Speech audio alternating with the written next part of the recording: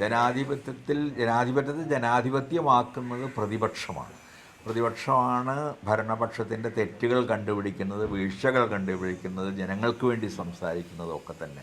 അതുകൊണ്ട് പ്രതിപക്ഷത്തിരിക്കുന്നത് ശക്തി കൂടാനുള്ള ഒരു വളരെ പ്രധാനപ്പെട്ട ഒരു പ്രവർത്തനമാണെന്നാണ് ഞാൻ വിചാരിക്കുന്നത്.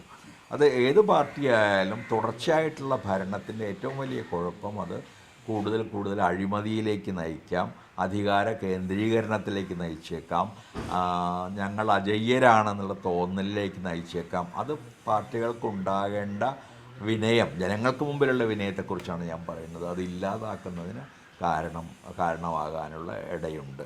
അപ്പോൾ അതുകൊണ്ട് തന്നെ ഏത് പാർട്ടിയായാലും ഈ നിരന്തരമായ ഭരണം എന്നുള്ളത് ഒരു ജനാധിപത്യത്തെ സംബന്ധിച്ച് നല്ലൊരു ആശയമല്ല.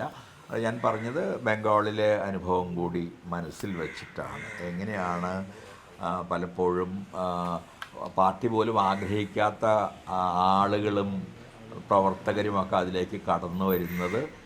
അവർ ക്രമേണ സ്വന്തം ആവശ്യത്തിന് വേണ്ടി ഈ സംവിധാനമൊക്കെ ഉപയോഗിക്കുന്നത് എന്നുള്ളത് ബംഗാളിൽ വളരെ വ്യക്തമായിട്ട് കണ്ടൊരു കാര്യമാണ്. അതുകൊണ്ട് ആ തരത്തിലൊരു തകർച്ച ഇടതുപക്ഷത്തിനും ഉണ്ടാകാതിരിക്കണമെങ്കിൽ അത് കൂടുതലായിട്ട് പ്രതിപക്ഷത്തിരിക്കാനുള്ള തയ്യാറാകണം.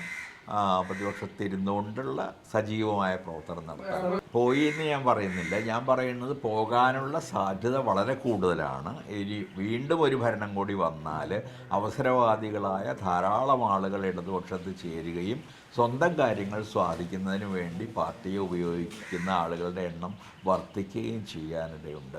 അത്തരമൊരു സന്ദർഭത്തിൽ സ്വാഭാവികമായും പാർട്ടിയുടെ അടിസ്ഥാന സ്വഭാവം തന്നെ ഇല്ലാതാവുകയും അത് ജനങ്ങളിൽ നിന്ന് കൂടുതൽ അകലുകയും ചെയ്യും. അത് ആ സാധ്യത ഒരു കമ്മ്യൂണിസ്റ്റ് പാർട്ടിയെ സംബന്ധിച്ചിടത്തോളം അങ്ങേയറ്റം വിപൽക്കരമായൊരു സാധ്യതയാണ്. ഏത് ജനകീയ പാർട്ടിയെ സംബന്ധിച്ചും വിപൽക്കരമായൊരു സാധ്യത. സോഷ്യൽ ഡെമോക്രാറ്റിക് പാർട്ടിയായി മാറുകയാണ് മാർക്സിസ്റ്റ് പാർട്ടി വേണ്ടതെന്നുള്ള അഭിപ്രായമാണ് എനിക്കുള്ളത്. ഇപ്പോഴും സായുധ വിപ്ലവത്തെ പറ്റിയോ അല്ലെങ്കിൽ റഷ്യയിലോ ചൈനയിലോ ഒക്കെ നടന്ന പോലൊരു വിപ്ലവം ഇന്ത്യയിൽ നടക്കുമെന്നോ ഒക്കെ പറഞ്ഞുകൊണ്ടിരിക്കുന്നതിൽ അതിലെന്തോ കാപട്യമുണ്ട്.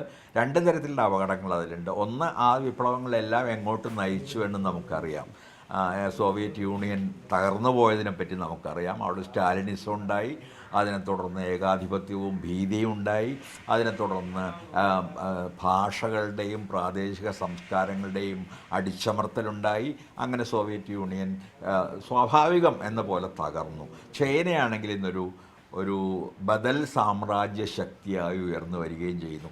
അപ്പോൾ ആ തരത്തിൽ ഒരു വിപ്ലവം നടന്നാൽ ഉണ്ടാകാൻ നമ്മൾ കണ്ട സാധ്യതകൾ ഇതൊക്കെയാണ് പ്രധാനമായിട്ടും. നമുക്ക് ക്യൂബയെ പറ്റിയോ വിയറ്റ്നാമിനെ പറ്റിയൊക്കെ പറയാൻ, ചെറിയ രാജ്യങ്ങളെപ്പറ്റി ഇപ്പോഴും ഒരു കമ്മ്യൂണിസത്തിൻ്റെ ചില ഘടകങ്ങൾ നിലനിൽക്കുന്ന, പക്ഷേ വലിയ രാജ്യങ്ങൾ ക്രമേണ തകർന്നു പോകുന്നതാണ് നമ്മൾ കണ്ടത്. അതുകൊണ്ട് സായുധ വിപ്ലവമല്ല വേണ്ടത്, ശരിയായ അർത്ഥത്തിലുള്ള സാധാരണ സോഷ്യൽ ഡെമോക്രസി എന്നുള്ളത് പലപ്പോഴും പരിഹാസത്തിന് വേണ്ടി ഉപയോഗിക്കുന്നൊരു വാക്കാണെന്ന് എനിക്ക് നന്നായിട്ട് അറിയാം.